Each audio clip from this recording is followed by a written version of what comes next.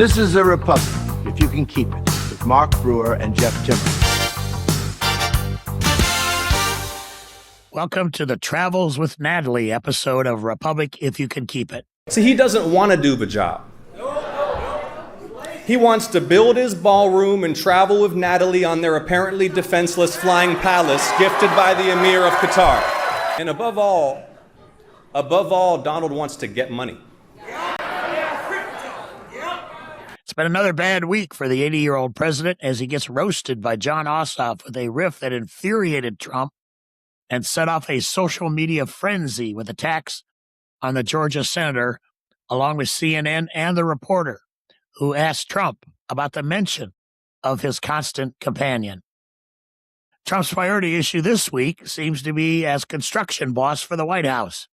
He's ordered his Justice Department to appeal a halt to further construction of his golden-crusted ballroom, gave the press a guided tour of his granite helicopter pad construction project, used that tour to promote campaign contributor Scott's turf builder, attacked yet another female reporter for asking him a question, and saw more of his endorsed candidates lose in their primaries.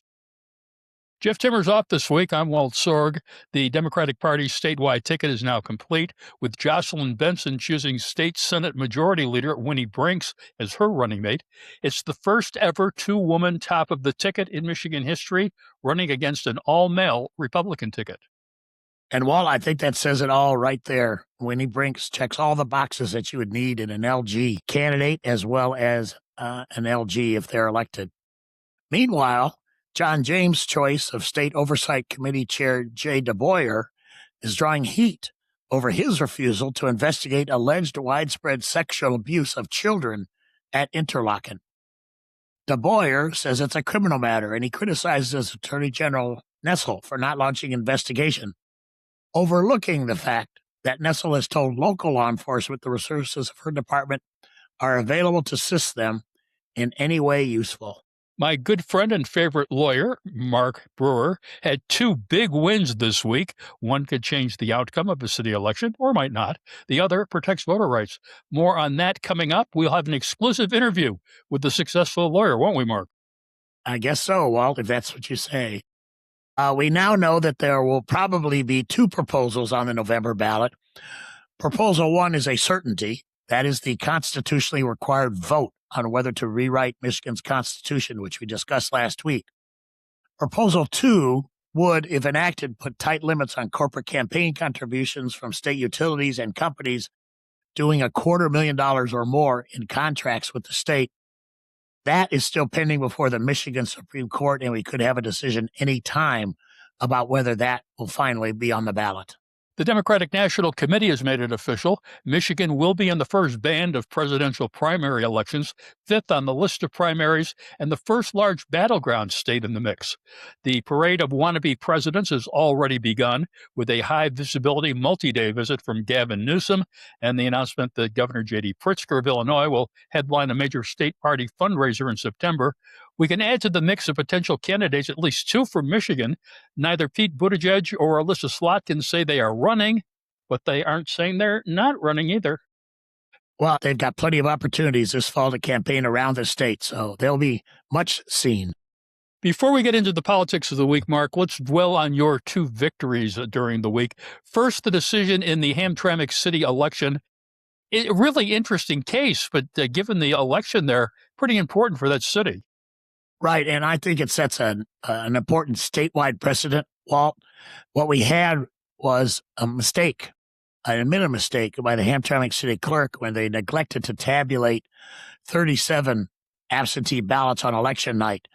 There was nothing wrong with these ballots. They were valid. They had been checked in, but they simply got overlooked when they should have been tabulated on election day, and they were discovered the next day. And so a fight ensued. The Wayne County Board of Canvassers on a 2-2 vote refused to tabulate them. We took that to court, lost in the circuit court, but we prevailed in the Court of Appeals. The Court of Appeals saying, look, these people have a fundamental right to vote, and you cannot disenfranchise voters because clerks make mistakes. The other side appealed that to the Michigan Supreme Court, and last week the Michigan Supreme Court declined to hear the case. So it's now been sent back to the lower court, where we are starting to get the logistics together to tabulate those ballots. They've been secured. They've been in the possession of the Wayne County clerk ever since this dispute broke out. So they are in a safe place, untampered with. We hope soon those votes will be tabulated. As you indicated, this may have an effect on the election results. The mayoral race was decided by 11 votes. And so this could change that result. But the important principle here is that the ballots get counted no matter their effect on the election. And this could be particularly relevant because some of our listeners may have already heard there was a dispute this week again in Wayne County about 13 absentee ballots, which didn't get tabulated in the city of Detroit on primary night. The same principle applies there.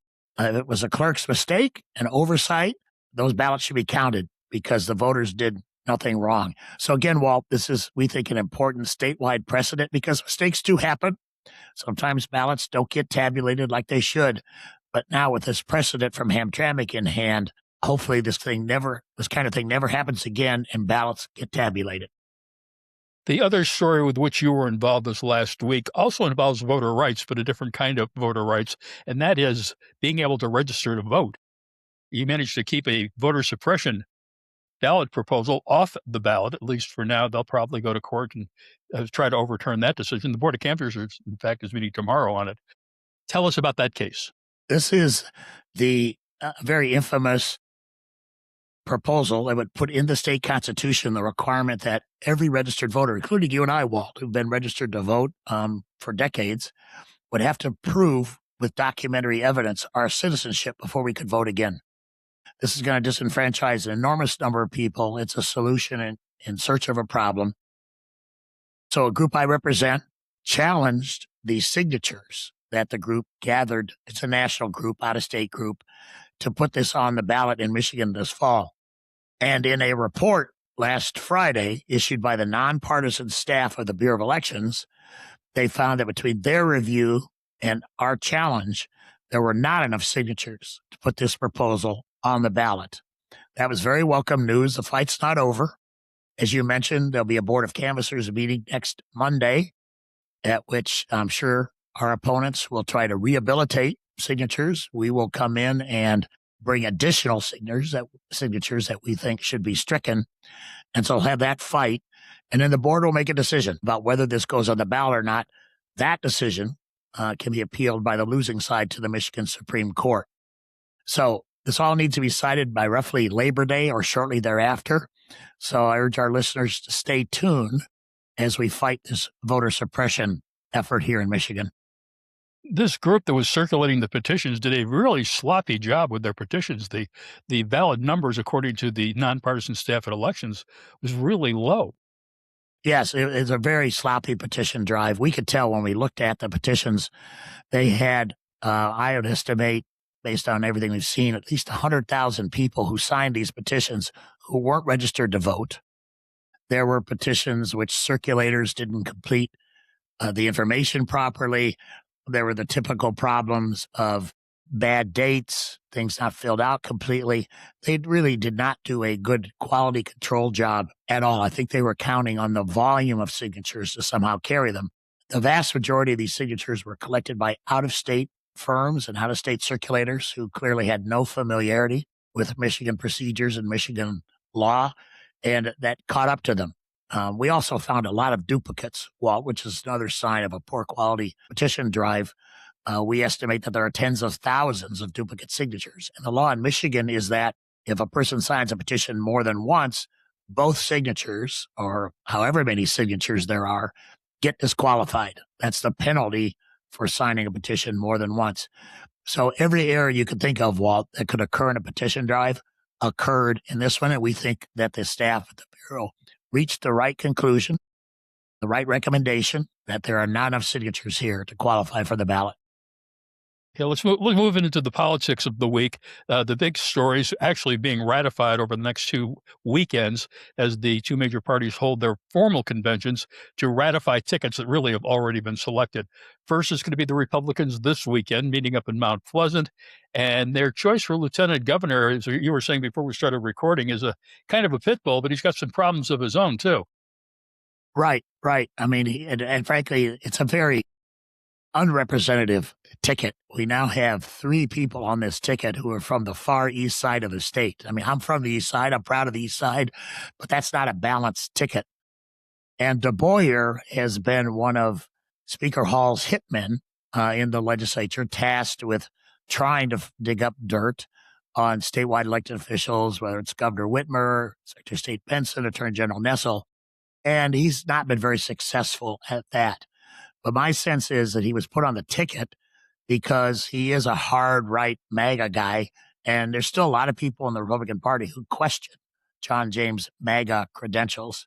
But the other thing expected of De Boyer is that he'll be an attack dog and attack Benson and the Democratic ticket. But as we pointed out in our introduction, he's got his own issues there. He's been a real hypocrite about this. There are a lot of issues he has not wanted to investigate. I mean, this whole interlocking scandal, which ties directly to Jeffrey Epstein, which then ties directly to the president. He said, oh, that's not worthy of my investigation. Well, it certainly is. We've seen the national scandal, the failure to disclose all of the information about Jeffrey Epstein. And now De Boyer is part of that. He is part of the Epstein cover-up extended to Michigan. So he's got his own credibility problems when it comes to being an attack dog for the Republican ticket. Speaking of attack dogs, on the other side on this issue, we've got State Representative Penelope Cerniglo from East Lansing, who is the person who requested the investigation of the committee and was thrown off of the committee because she and De Boyer, shall we say, weren't exactly the best of buddies. It was sort of like Donald Trump with any female reporter at the White House. They just kept getting into it. She was tossed off the committee. But she's making a lot of noise now on a subject where people pay attention. No, as she should. And this is just one of another arrogant, high-handed tactics that not only De Boyer, but Speaker Hall has engaged in. I mean, you don't remove people from a committee just because they're pressing a legitimate issue and they have a disagreement with the committee chair. That's not a basis to remove somebody. So clearly they're trying to gag Representative Cerniglo and stop her from speaking out. But to her credit, she has not. She has continued to raise this valid, important issue about the Epstein connection here in Michigan that Hall and De Boyer would rather sweep under the rug. Okay, now we got Winnie Brinks on the Democratic side providing some geographic balance to the ticket. She's from the Grand Rapids area, and she has a history of winning really tough elections. She was part of the turnaround, really, of West Michigan and turning it from a deep red area into purple, leaning a little bit towards the Democrats. Yeah, she's a remarkable story. There was a real scandal in Grand Rapids in 2012 when a local Democrat tried to switch parties and shove a fake Democratic candidate in his place so he would have a really easy race.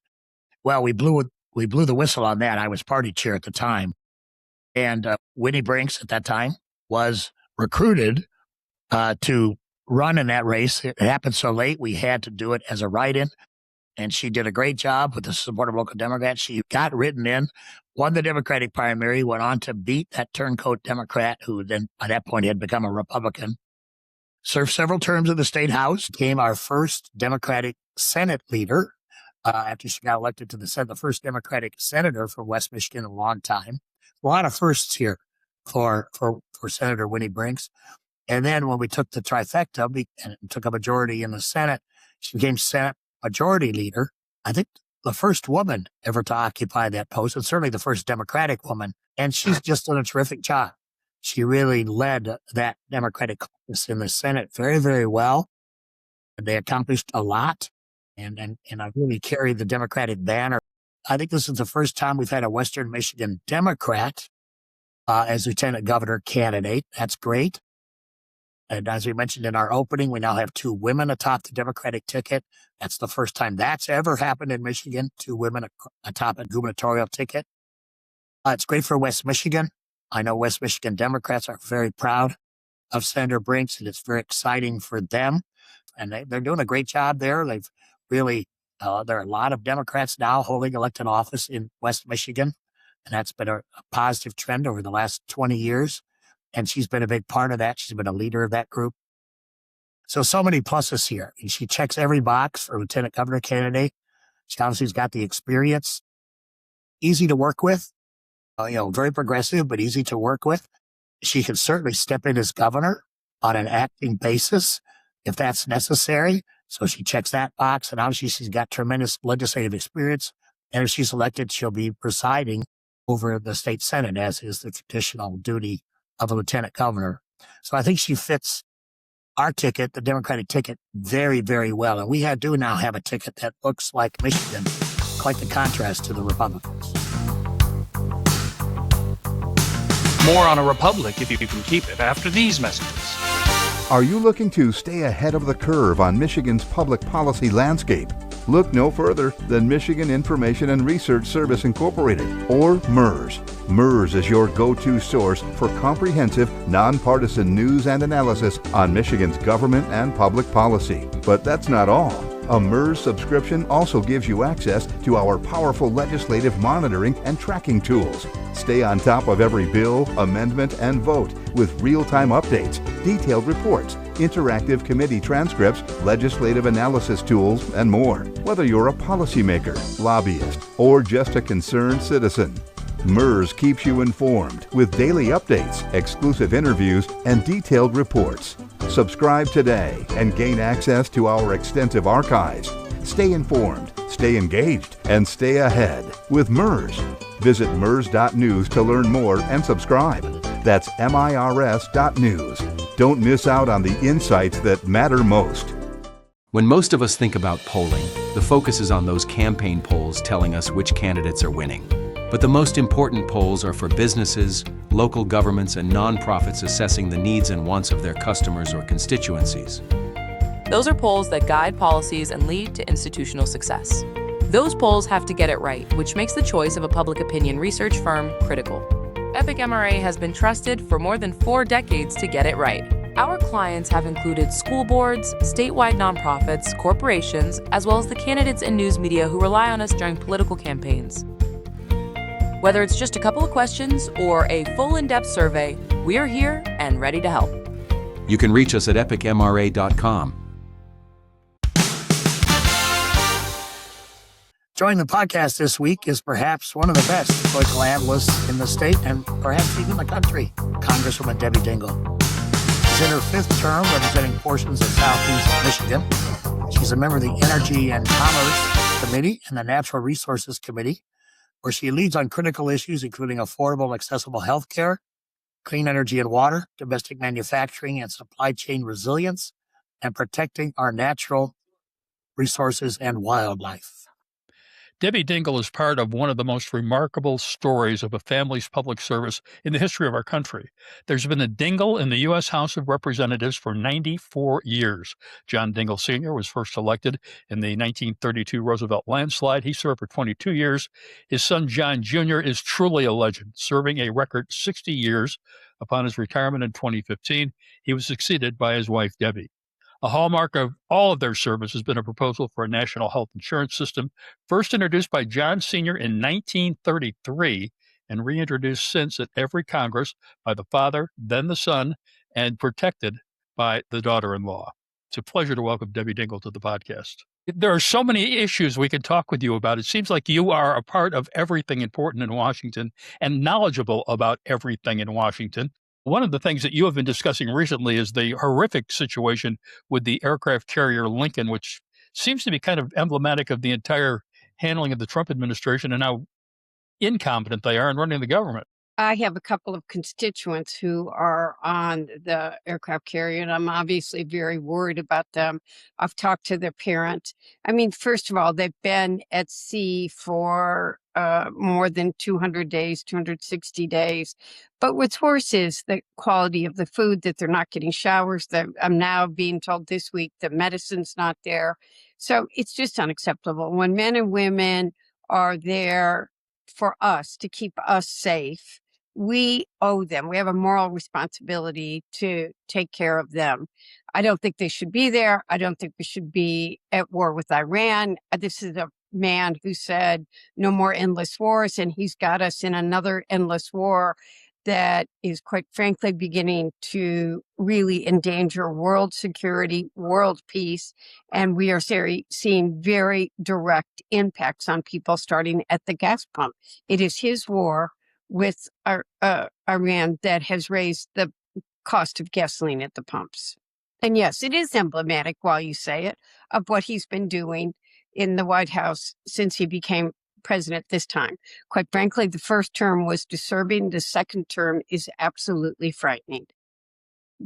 We're calling this a week of holding the crooks accountable.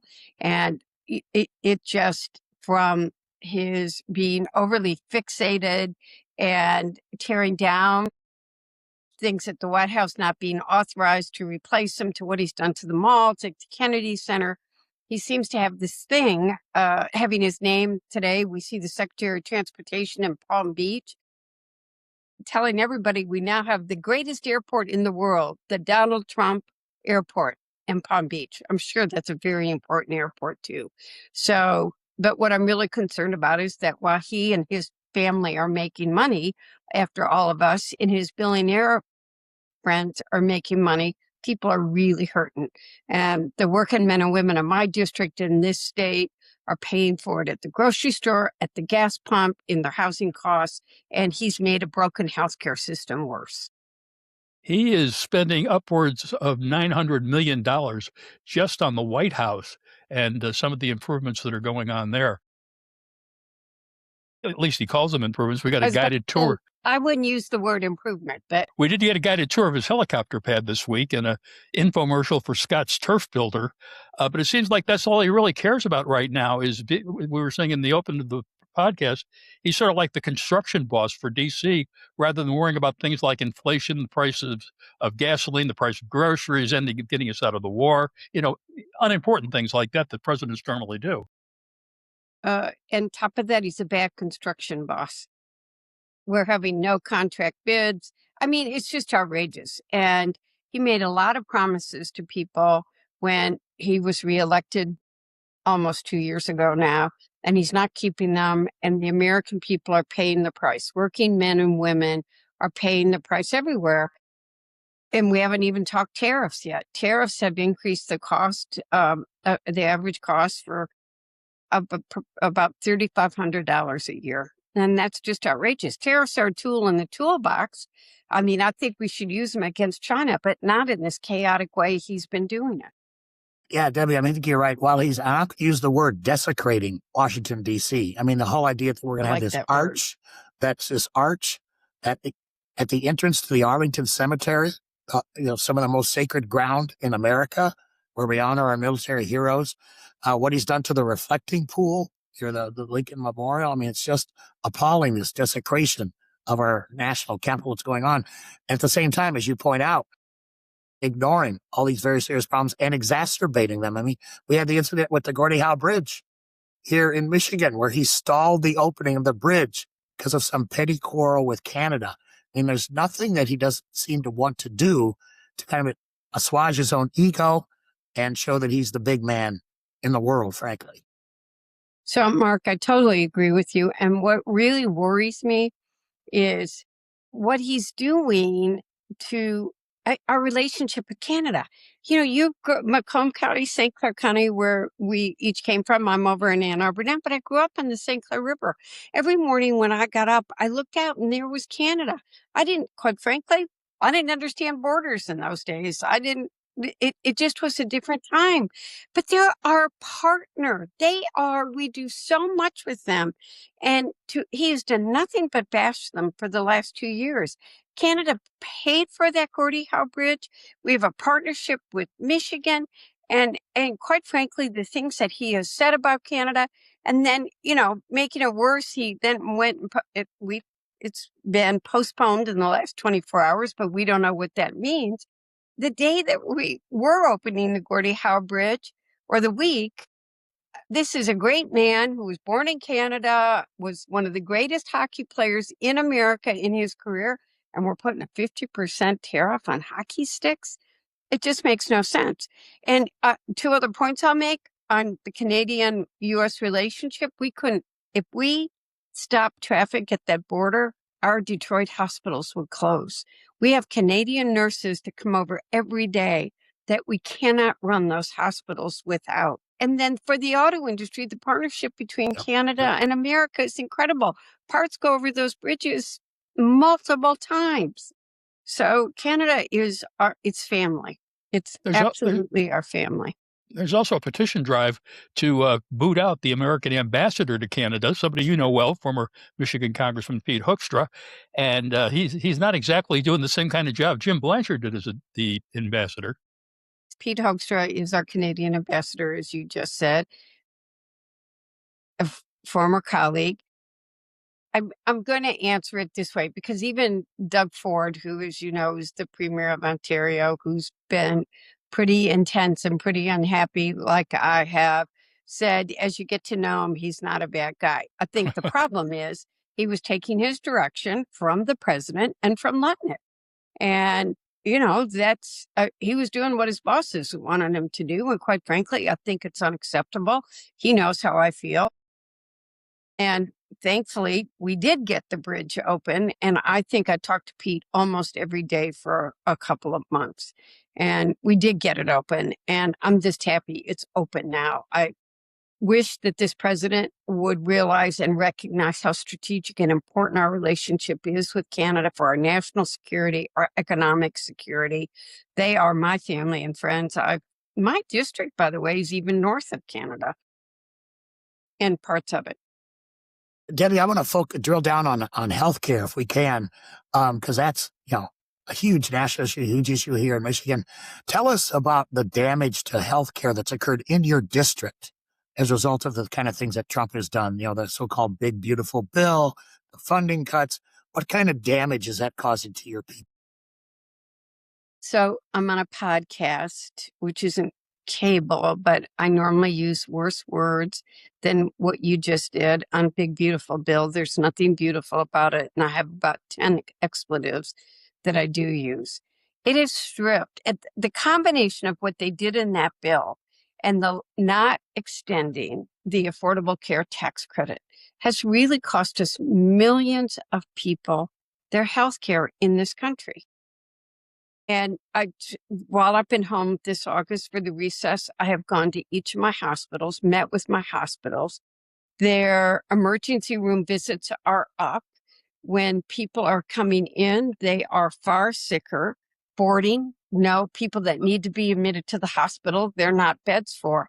And what people don't understand is that everybody ends up paying the cost of that. And it's much more when you look at what he's doing on vaccines and now spreading out. What's going to happen is that parents are simply not going to be able to take their children to the doctor that often. They're not going to get the immunizations that we need. We're already seeing, and we have seen it in Michigan. I've seen it in my district, measles cases that were almost extinct several years ago. But I want to put the human face on this too, because I was at Kroger about 3 weeks ago. I always go on Sunday mornings. And a single mother came up to me and started crying about how she couldn't afford her child's inhaler for asthma, which is very expensive. And that's one of the things we've done. My stepfather died earlier this summer. And when he was in memory care. And a woman came in while he was in hospice and said, "We've taken our life savings and I've spent them for my husband. Who's going to take care of me?" And what we really don't realize, Medicaid is the largest payer of long-term care in this country.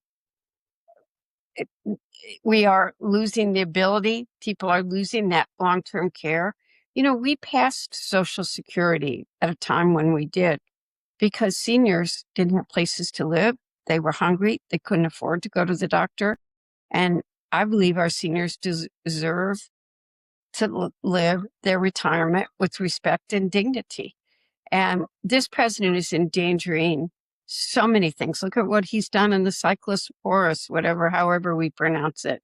And the dangerous number of cases that we've had. And Michigan's been hit harder than any other state because we've just, the CDC and the FDA are both a mess. They're just emptying people that we need. We got another infectious disease like COVID, we would be in trouble. Yeah. So I hate labels.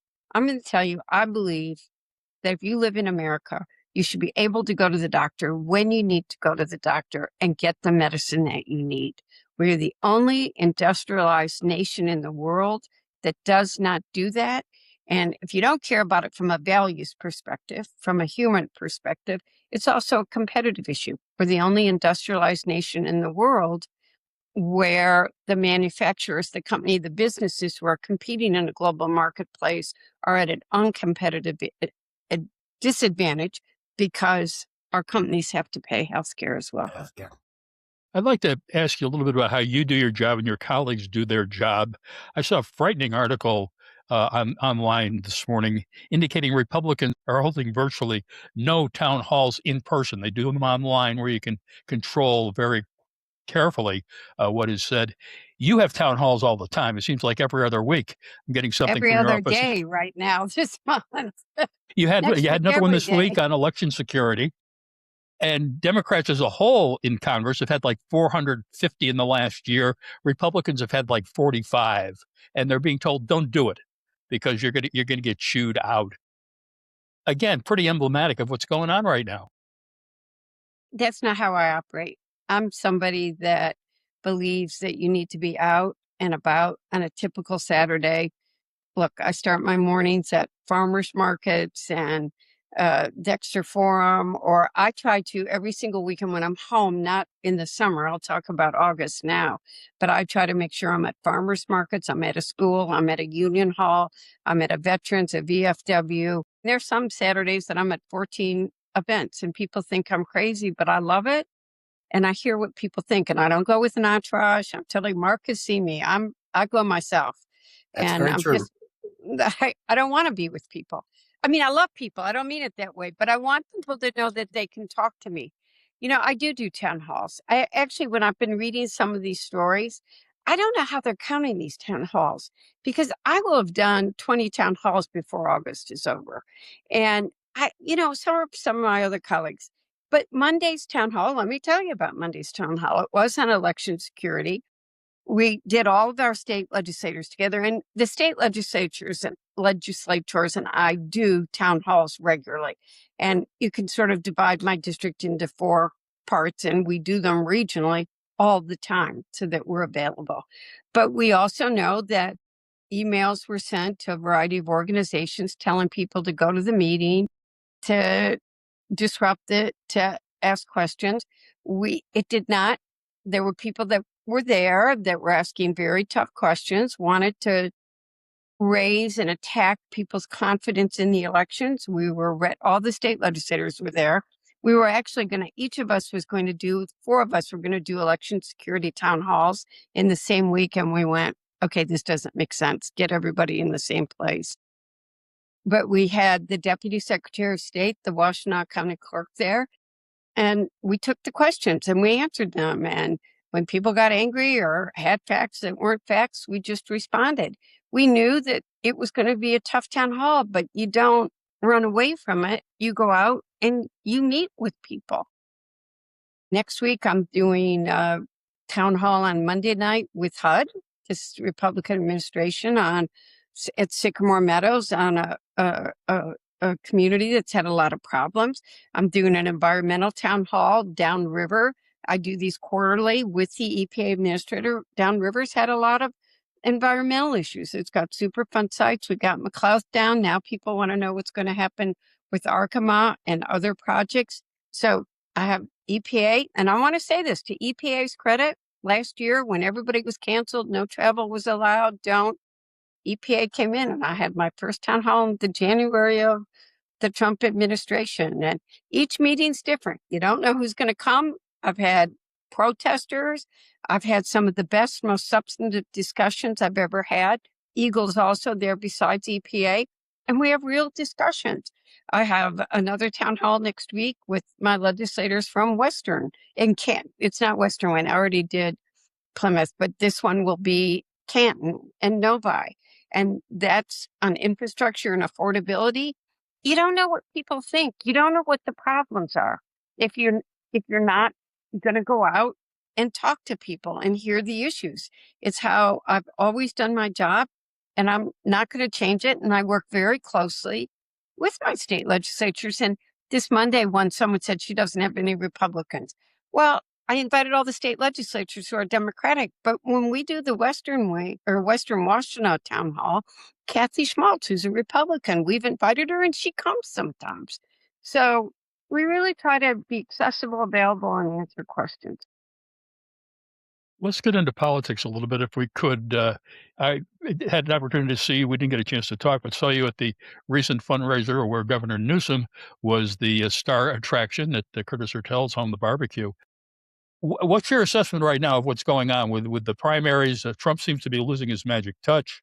There have been mixed results. Michigan and Wisconsin had virtual ties for their top nominations. What do you see happening in the Democratic Party right now? I think that Republicans are trying to divide us, and that as Democrats, we need to remind ourselves that there's far more that unites us than divides us. And I think that we've talked about already what November's about. It's about health care. It's about not having hungry children. It's about not having a rubber stamp for the man that's in the White House. It's about not being at war in the Mideast. And I think Haley, we had a very competitive primary here. We've seen competitive primaries in other states, and now we're all focused on November. And we know what that means. And that means we must take the U.S. House back. And the road through Michigan, there are a number of seats that are at play that are important for that. We have to take the Senate. It's harder, but Cook's report today put 2 Senate seats lean Democrats, which is Texas and Iowa, which is a very big deal. But if Michigan's Senate seat doesn't stay Democratic, then that could thwart efforts to try to get the Senate to become Democratic. I'm also very honest that we are not going to win the House and the Senate by being anti-Trump. We got to show people what we're going to do and how we're going to deliver for them. And that's something that's very important. And I also think we can't take for granted our governor's race here. Obviously, we've already talked about the Senate race, and we need to ensure the state Senate stays Democratic in Michigan, and we need to win the state House back so we can really do some things that people care about. Well, Debbie, before we let you go, I do want to ask you and congratulate you first. Michigan now is among the first states in the presidential primary process in 2028. That's great. I know we've been fighting together with, the late Mark great Carl and I Levin. have had a long history on presidential primaries. Right. Well, and Carl Levin was a big champion of that. God rest Carl him. Levin. That's who Right. we do this in memory of, both of us. That's right. Anyway, congratulations on that. So tell our listeners how you think that's going to play out in 28. It's some great things coming. We've already started to see these presidential candidates show up, like Gavin Newsom. There's going to be a lot more, aren't there? So for those that don't know the history of this, and Mark and I have a long and storied history on this, Carl Levin decided in the 90s, and he was right, that 2 small states like New Hampshire and Iowa should not have such a disproportionate impact on who became our candidates. And neither of them are diverse states either. So a long history that Mark and I will spare you from. But for the first time this year, really, last time President Biden kind of set what was going to be the 20 order. We had long, thoughtful presentations by states who wanted the opportunity to go first, and then long meetings of the Rules Committee and then the DNC last week, saying, how do we make sure that early primaries reflect the diversity and the issues in this country, and the issues that are going to matter in October are ones that are also part of that early discussion. So the candidates that do win, that do surface, are prepared to be able to answer those questions so that issues that matter in October are relevant in the early states. We have 6 states that reflect the diversity of this country. 4 smaller states. The first state, there was a great deal of discussion between whether it should be South Carolina or Nevada. And I think given the action we've seen in the Supreme Court on redistricting and really impacting African-American voters, South Carolina ended up going first.